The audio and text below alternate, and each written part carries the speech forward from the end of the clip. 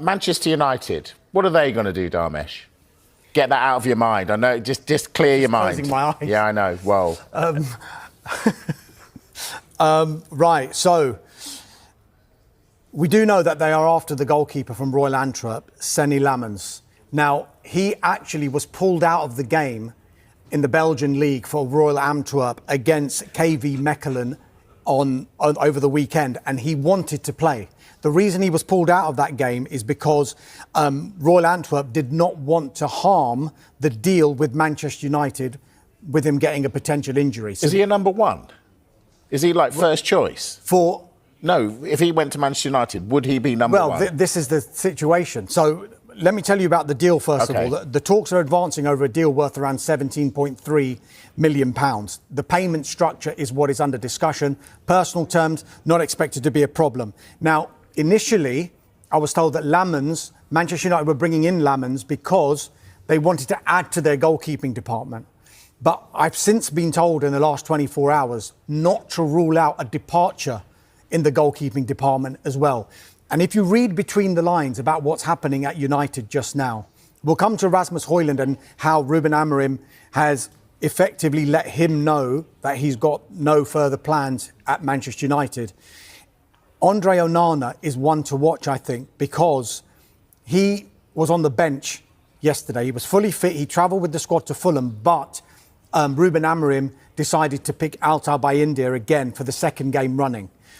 So I'm told not to rule out a departure in that goalkeeping department. Now, as far as Lammens is concerned, I know a lot of people have been saying Manchester United are signing yet another number two. And if they feel that Andre Onana is a number two and Altay Bayindir is a number two and Tom Heaton may be a number two, you've got a load of number twos at Manchester United. Whereas I think if he was to come in and there was a departure in the goalkeeping department, then he would definitely be fighting it out to be Manchester United's number one. That is what it would look like from the outset. But it looks like this one is accelerating. It looks like United want to get the deal done. Royal Antwerp, from all the noises that are coming from there, it's been played down a little bit on this side, but on their side, it looks like it's really, really close, this deal. Okay. £17.3 million, and there's a big reason why you don't pick him. You mentioned Hojlund. What's going on with him? Right, so there have been developments with Rasmus Højlund, and this has come from Sky in Italy and our colleague Gianluca Di Marzio. Now, what we have been saying is that Napoli have been in talks with Manchester United over the signing of Rasmus Højlund.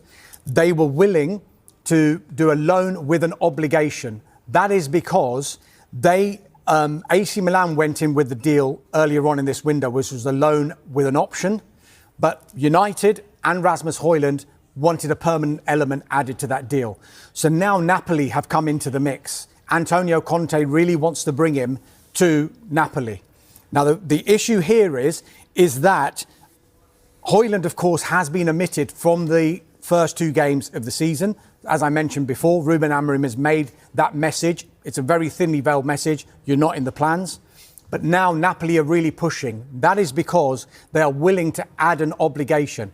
On paper, it might look like a loan with an option, but that option could turn into an obligation depending on appearances, on goals and on Champions League qualification. So according to Sky in Italy, it looks like that one is moving a tad closer. We know that they have to offload players. Any news on the others, on the bomb squad? Yes, Antony. Real Betis, I've been saying this the whole transfer window. They are still pushing to do a deal for the Manchester United forward Antony. The clubs are in contact, but up until now, Betis have been unable to match United's preference. United do not want to do another straight loan with Real Betis. And at the moment, Betis, however creative their